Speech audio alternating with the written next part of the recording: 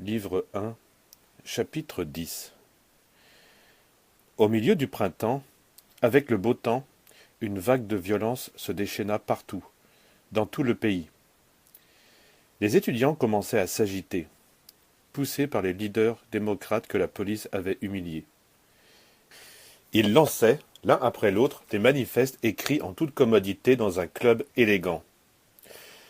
Un jour, je dus avoir une entrevue avec l'un d'eux. Tout de suite après certains événements où plusieurs étudiants avaient été blessés ou faits prisonniers. Je les informai des faits. « Quelle atrocité !» s'exclamèrent-ils. « Où va nous conduire cet homme ?» « Vous le savez parfaitement, leur dis-je. Vous devez agir maintenant. »« Mais que pouvons-nous faire ?»« Si vous avez peur d'aller dans la rue affronter des matons et des policiers, au moins n'incitez plus ces garçons. »« C'est parce que l'amour de la patrie brûle dans leur sang, » dit un banquier. « Allez vous faire voir, bande de femmelettes, » m'exclamai-je avec toute la furie qui me consumait ces jours-là. Je rentrai, mon ami m'attendait. Je lui racontai l'incident. « Le serpent à plumes veut voler, » fut toute sa réponse. Je n'avais pas l'esprit à ces choses, je lui tournai le dos et allai dans ma chambre. Quand je me fus calmé, je le trouvai, en train de parcourir le cahier où je notais ses commentaires et observations. Il corrigeait certaines choses. « Tu es un bon journaliste et tu as une bonne mémoire, me dit-il. Tu as commis peu d'erreurs. » En tous les aspects remarquables de mon ami, j'avais non seulement relevé ses paroles, mais aussi j'avais décrit la scène avec un luxe de détails, de noms, de lieux, de dates, etc. Il me demanda de détruire toute référence personnelle, tout ce qui avait trait à un lieu, une date, un nom. Je laissai seulement les faits qui pouvaient brosser son portrait, et de ces mots sort ce récit.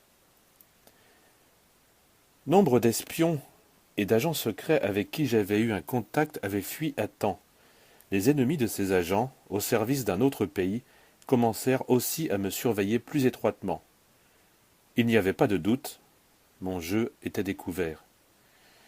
Un jour, je sus que quelques espions qui me connaissaient étaient prisonniers.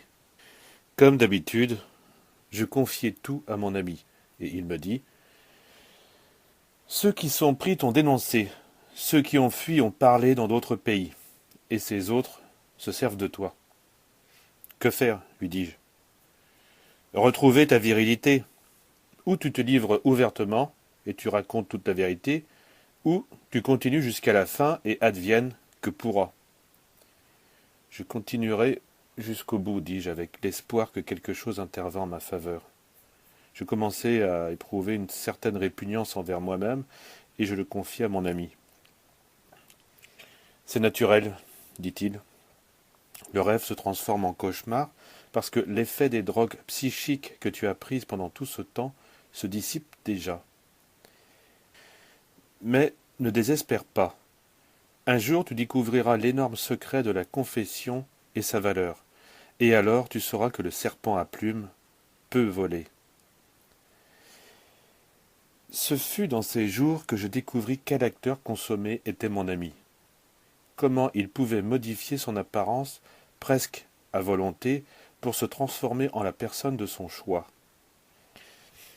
L'incident qui me permit cette nouvelle découverte commença une nuit où quelques politiciens avec qui j'étais en contact étroit dans la conspiration m'appelèrent pour une grave urgence.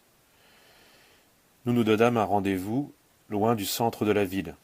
Lorsque je sortis de chez moi, agité par le ton impératif sur lequel il m'avait parlé, je trouvai mon ami. « Il se passe quelque chose de grave. Un tel m'a appelé. Accompagne-moi, lui dis-je. » Le problème, c'était que l'un des conspirateurs, directeur d'un journal de bataille qui avait alors une diffusion assez remarquable, avait reçu un avertissement confidentiel. Cette nuit même, on allait l'arrêter et l'emprisonner. Il ne mit pas en doute la véracité de l'information. Un policier qui allait prendre une part active dans l'affaire la lui avait donnée. Ce policier devait certaines faveurs de considération au directeur et, de plus, il était à la solde du groupe conspirateur. Le problème était d'aider le directeur à fuir et nous pensions que sa fuite pouvait être utilisée à des fins de propagande. Cependant, il fallait, dans l'immédiat, le faire disparaître avant que la police ne l'appréhende. Nous discutions des plans divers lorsque mon ami intervint. « Il peut en demander au droit d'asile, dit-il. » Ce fut une indication précieuse. Je courus au téléphone et j'appelai un ami diplomate. J'étais sur le point de lui dire notre proposition quand mon ami me couvrit la bouche de la main et me conseilla. Dis-lui d'aller immédiatement à son ambassade et de laisser la porte ouverte, car tu arriveras en voiture. C'est ainsi que je fis. Ce diplomate était de ceux qui avaient bénéficié de mes initiatives, aussi accepta-t-il facilement. Le directeur, mon ami et moi, nous quittâmes la réunion. Nous prîmes un taxi, et lorsque j'étais sur le point de livrer l'adresse de l'ambassade, mon ami en donna une complètement opposée. Nous roulâmes pendant une demi-heure en silence. Nous nous arrêtâmes dans une pâtisserie nocturne. Quand nous fûmes assis à une table, alors seulement je compris les raisons des précautions de mon ami. La police nous avait suivis. C'étaient deux agents qui ne pouvaient pas dissimuler leurs conditions. Je vis que l'un d'eux téléphonait. Mon ami le vit aussi et dit « Il n'ose pas agir seul, il demande de l'aide. Nous utiliserons maintenant une ruse très vieille. » En disant cela, il se mit debout et alla dans la partie réservée. Nous le suivîmes. Dans les toilettes, il échangea ses vêtements avec ceux du directeur. Ils avaient approximativement la même taille. Nous fîmes ensuite une sortie délibérément suspectée, un par un, tandis que les agents de police nous regardaient. Nous nous réunîmes les trois dans le coin et nous les vîmes s'approcher de nous, en se dissimulant très mal. Quand ils furent relativement proches, mon ami commença une comédie d'une façon si naturelle que je faillis tomber à la renverse. Il nous quitta en grand éclat en nous donnant rendez-vous pour le lendemain à tel endroit et à telle heure. J'étais perplexe. Mon ami avait imité à la perfection la voix et l'accent du directeur du journal. Même sa démarche fut semblable. Il s'approcha du trottoir, héla un taxi et s'en alla. Quelques minutes plus tard, nous vîmes les agents partir derrière lui. Le directeur du journal et moi étions stupéfaits. Il dit « Très noble, le geste de votre ami. Qui est-ce » Je ne lui répondis pas. En voyant la police s'en aller après lui, une crainte très étrange m'envahit. J'étais assez bien informé sur les méthodes policières pour ne pas ignorer le sort qui l'attendait s'il parvenait à le prendre. Je commençais aussi à éprouver une colère écrasante contre ce journaliste qui était maintenant sauf et libre de tout danger quant aux tortures policières. En revanche, non seulement il maltraiterait mon ami en le confondant au début avec le directeur, mais il finirait par se rendre compte de la réalité des faits le lendemain, lorsque l'ambassade X informerait le gouvernement sur ce directeur auquel elle avait donné le droit d'asile politique. Pendant que je pensais à toutes ces choses, cet homme qui était avec moi bavardait de façon insupportable. Je ne lui prêtais pas attention, mais je parvins à saisir une phrase qui finissait son discours.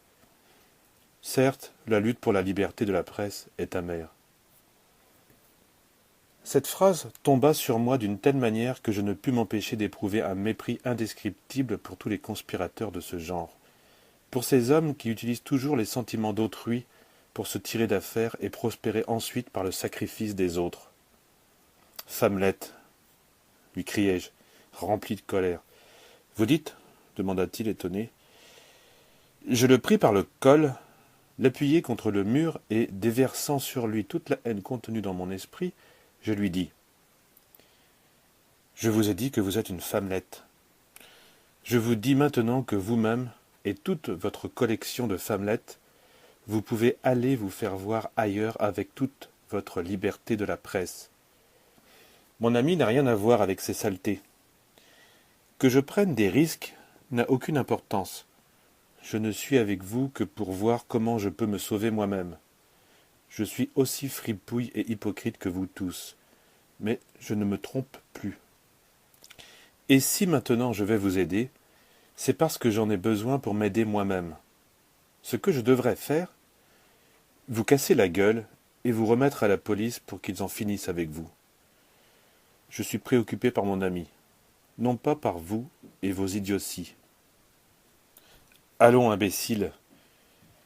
Là-bas, à l'ambassade, vous attendent du café, du cognac, des cigarettes et un lit confortable pour que vous rêviez de toute la gloire que je vais vous apporter par la chronique que j'écrirai sur tout cela. Chose étonnante, en même temps que de la colère, j'éprouvais une certaine compassion pour cet homme.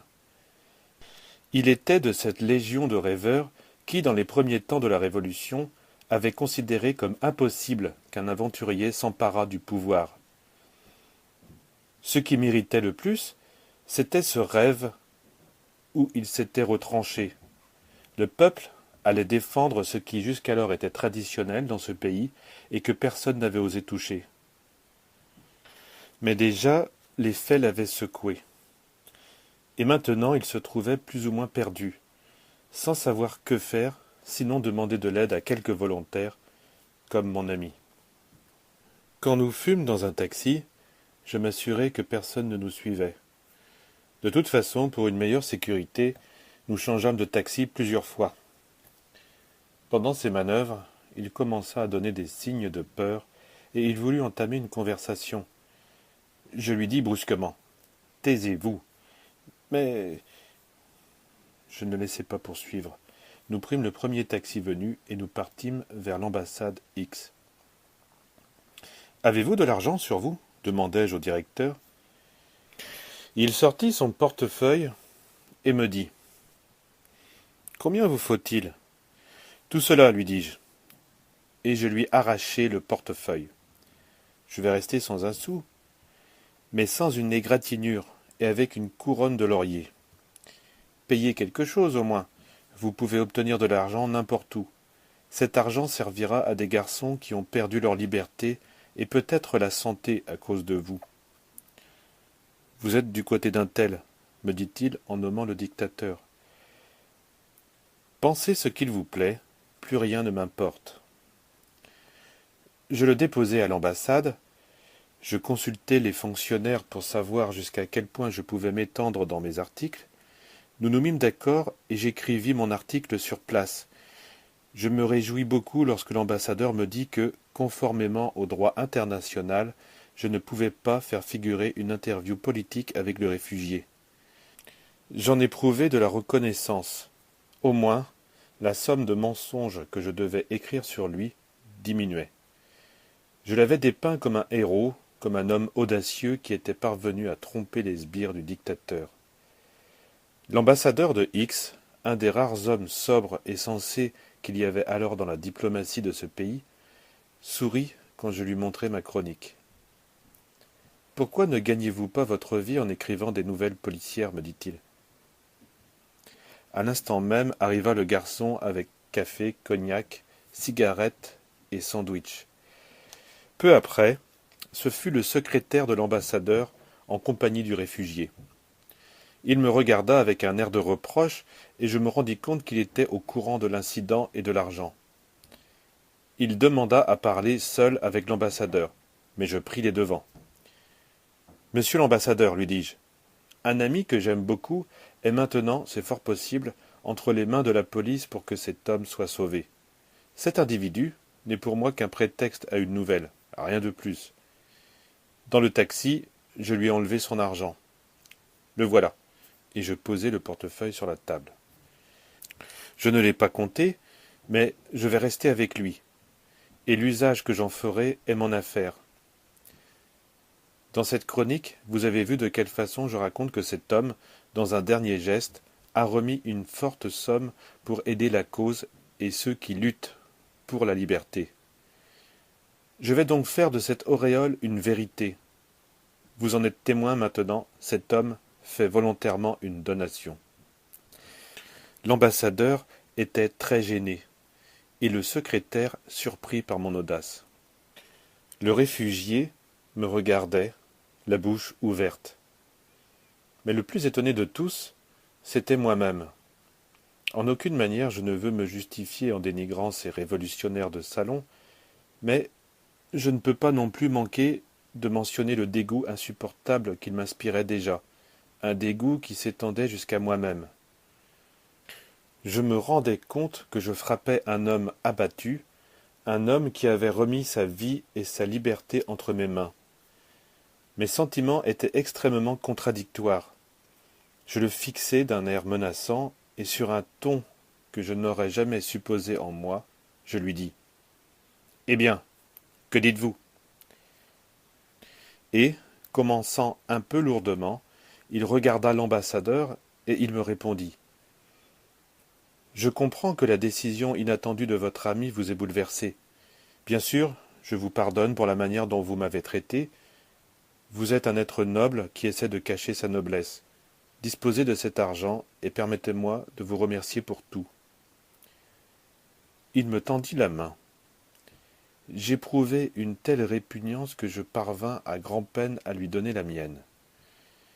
Je me sentais sale en dedans, sale dans le cœur. Et il me semble que ce sentiment parla en moi. Je vous l'ai dit, je suis tout ce que vous voudrez, sauf noble et désintéressé. Je suis aussi menteur et fripouille que vous. Au moins, ne soyons pas hypocrites. L'ambassadeur intervint aussitôt. Si je ne vous connaissais pas, je vous demanderais de partir à l'instant. Vous êtes agité. Ne buvez plus. Pour ce qui est de votre ami, quand bien même ce monsieur se livrerait volontairement à la police, personne ne pourrait l'aider. Il est certain que je ne pourrais le faire sans transformer mon gouvernement en complice évident de vos actes. Considérant ce fait comme accompli. Sur un plan officiel, je sais seulement que ce monsieur est venu me demander asile et que je le lui ai accordé. En dehors de cela, je ne sais rien. Nous échangeâmes une demi-douzaine de phrases protocolaires. Le réfugié partit avec le secrétaire. L'ambassadeur ferma la porte et nous restâmes tout seuls. Nous parlâmes pendant un long moment sur des choses qui ne concernent en rien ce récit. Quand nous nous quittâmes, il me dit « Je ne vous demande qu'une chose. Ne transformez pas cette ambassade en un hôtel. Nous avons déjà connu cela en Espagne et je suis un peu vieux pour le revivre. » Cette nuit-là, réfléchissant profondément au sort de mon ami, je ne pus dormir. Je tentai de joindre un espion que nous avions dans le corps de la police. Je ne parvins pas à le trouver. Mais, le matin suivant, à la première heure, mon ami se présenta chez moi. J'avais les yeux irrités par le manque de sommeil, par l'excès d'alcool que j'avais ingurgité pendant toute la nuit. Son sourire me donna du courage, je le serrai dans mes bras et je faillis pleurer de joie. Mais il me raisonna par ces mots tranquilles. « Ne perds pas la tête. » Nous préparâmes du café. Avant le petit déjeuner, il me dit de prendre une préparation effervescente et il me conseilla. « Un bain turc ne te ferait pas de mal. Il sera intéressant de voir ce petit gros de la police transpirer près de nous. » Il faisait allusion à un agent qui me suivait à la trace. Je lui rapportai les événements de la nuit précédente et j'attendais ses reproches. Mais il me dit seulement « Tu as déjà commencé à te rendre compte que la liberté dont tous les gens parlent est un mythe fabriqué par eux et pour eux-mêmes. Tu as commencé à être sincère avec toi-même. Ce que tu ressens maintenant comme un reproche est justement l'aurore de la liberté. Mais je lui ai volé son argent, j'ai abusé de sa condition, j'ai assez d'argent et de plus j'ai laissé l'ambassadeur dans une situation incommode. Parfois nous savons beaucoup par le cœur, mais notre inaptitude mentale déforme tout. Mais ça ne fait rien. Ce qui est intéressant, c'est que tu ne t'es pas caché derrière quelques phrases emphatiques pour justifier ta violence. Quant à l'ambassadeur, ne t'inquiète pas, il t'a vu comme je te vois. C'est un des nôtres. Qui sont les nôtres? De qui s'agit-il? Lui dis-je. Tu les reconnaîtras avec le temps. Celui qui a des yeux pour voir reconnaît toujours les siens. D'un autre côté, tu auras besoin de cet argent.